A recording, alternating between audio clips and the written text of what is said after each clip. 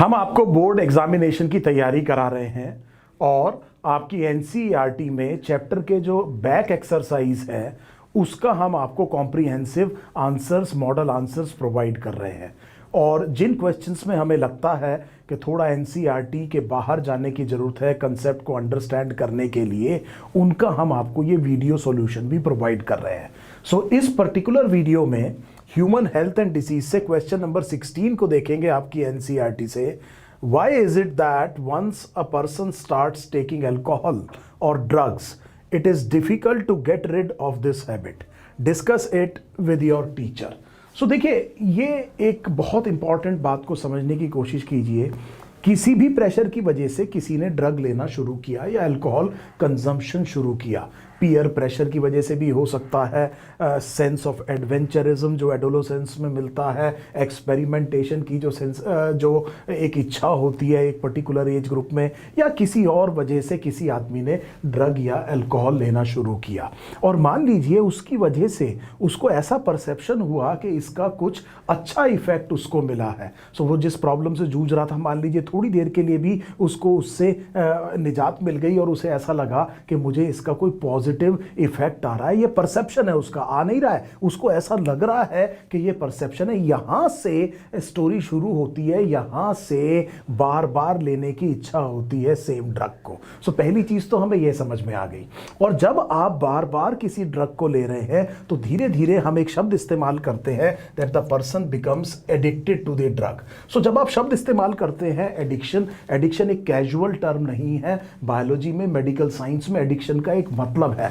Addiction का मतलब यह है कि ये एक बायोसाइकोलॉजिकल डिसऑर्डर है। सो एडिक्शन इज अ बायोसाइकोलॉजिकल डिसऑर्डर और इसमें कोई जना परसिस्टेंट यूज कर रहा है ड्रग को, जैसे कि अल्कोहल फॉर एग्जांपल, और उसे पता है कि इसका इस्तेमाल करने से उसको एडवर्स इफेक्ट्स आ रहे हैं, नुकसान हो रहा है, उसके शरीर का नुकसान हो रहा है, उसकी हेल्थ पर इसका नेगेटिव असर आ रहा है। ये सब जानते हुए भी वो कंटिन्यूड क्या कर रहा है, ड्रग को कंज्यूम कर रहा है। इस तरह के बायोसाइकोलॉजिकल डिसऑर्डर को आप कहते हैं एडिक्शन। अब देखिए, इसी तरह से एक टर्म आती है डिपेंडेंस। सो डिपेंडेंस का यहां पर मेडिकल साइंस में क्या मतलब है? डिपेंडेंस में यह है कि एक एडेप्टिव स्टेट है, तो मतलब आपकी जो बॉडी है वो अडेप्ट हो गई है किसी पर्टिकुलर चीज के लिए। और अब प्रॉब्लम यह हो रही है कि अगर ड्रग नहीं ली गई सो इस इवेंट में सिग्निफिकेंट विड्रॉल सिम्टम्स आएंगे और ये विड्रॉल सिम्टम्स बड़े खतरनाक हो सकते हैं और बड़े अनप्लेजेंट हो सकते हैं। और इन विड्रॉल सिम्टम्स को,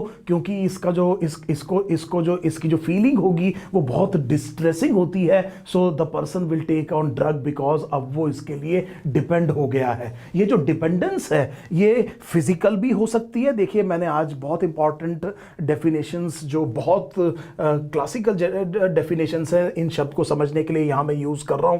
फिजिकल डिपेंडेंस का मतलब ये है कि persistent physical somatic withdrawal symptoms आएंगे। सो किसी ने ड्रग नहीं ली, बहुत फटीग फील कर पा रहा है, बहुत फटीग फील कर रहा है और बिल्कुल भी लैक ऑफ एनर्जी, कोई भी काम नहीं कर पा रहा, बहुत थकान होती है, ये एक हो सकता है। डिलीरियम ट्रेमेंस, ये मैंने इसलिए लिखा है क्योंकि अल्कोहल में होता है और जो आदमी अल्कोहल के लिए डिपेंडेंट है और उसको अल्कोहल ना मिले तो विड्रॉल सिंड्रोम में एक डिलीरियम ट्रेमेंस होता है, शेकीनेस होती है, शिवरिंग होती है, स्वेटिंग हो सकती है, हार्ट बीट फास्ट हो सकती है, हेलुसिनेशंस हो सकते हैं। सो काफी डेंजरस कंडीशन है डिलीरियम ट्रेमेंस। ये हमें ये बताएगा कि now the body is adapted, it is physically dependent on the drug. अगर ड्रग नहीं दी गई तो विड्रॉल सिम्टम होना शुरू हो जाएगा। इसी तरह से एक और डिपेंडेंस होती है जिसे हम कहेंगे साइकोलॉजिकल डिपेंडेंस। इसमें इमोशनल और मोटिवेशनल विड्रॉल सिम्टम्स आते हैं। सो वो फिजिकल और सोमैटिक थे, यहां पर इमोशनल और मोटिवेशनल विड्रॉल सिम्टम्स आते हैं, जैसे डिस्फोरिया। डिस्फोरिया को आप यूफोरिया का अपोजिट समझ सकते हैं, बिल्कुल अनईज वाली फीलिंग है। The person is feeling disturb so much और बहुत अनईजी फील कर रहा है, इस तरह की कंडीशन को आप कहते हैं डिस्फोरिया।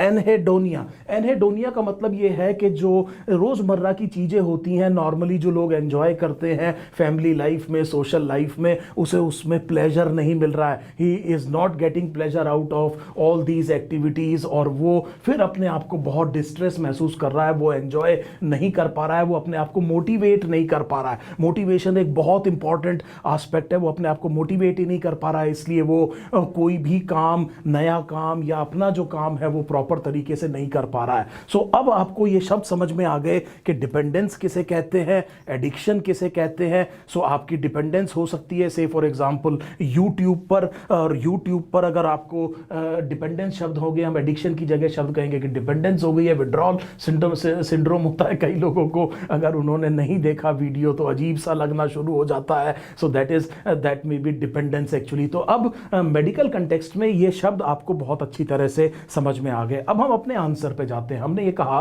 कि किसी आदमी ने किसी वजह से ड्रग लेना शुरू किया, उसकी वजह से उसको ऐसा फील हुआ, ऐसा परसेप्शन हुआ कि इसका उसको फायदा हो रहा है, या कोई प्लेजर की सेंसेशन आ रही है, या कोई पॉजिटिव इफेक्ट आ रहा है, इस वजह से उसने बार बार लेना शुरू किया। सो इस कंटिन्यूड कंजम्पशन की वजह से एडिक्शन और डिपेंडेंस हो जाएगी, और एडिक्शन और डिपेंडेंस जब हो जाएगी तब वो चाह करके भी इसको छोड़ नहीं पाएगा। This is the reason why it is very difficult to get rid of. और इसीलिए अब मैं आपको ये अपना जो मॉडल आंसर है वो मैं आपको दिखा देता हूं। हमने ये कहा कि जब कोई आदमी स्टार्ट करता है अल्कोहल या ड्रग लेना, वो परसीव कर सकता है सेंस ऑफ प्लेजर या कोई इफेक्ट जिसे जो उसे लग रहा है कि वो पॉजिटिव है। ये वो वजह है कि एक बार के बाद में वो दोबारा भी इसको ले रहा है, और फिर वो कंटिन्यूड कंजम्पशन कर रहा है। इसकी वजह से एडिक्शन हो गया, डिपेंडेंस हो गया। ये कैजुअल वर्ड्स नहीं है, अभी मैंने आपको समझाया कि एडिक्शन और डिपेंडेंस का मतलब क्या है। और डिपेंडेंस जो है वो फिजिकल और साइकोलॉजिकल हो सकती है, और अनप्लेजेंट विड्रॉल सिम्टम्स आ सकते हैं अगर ड्रग नहीं दिया गया।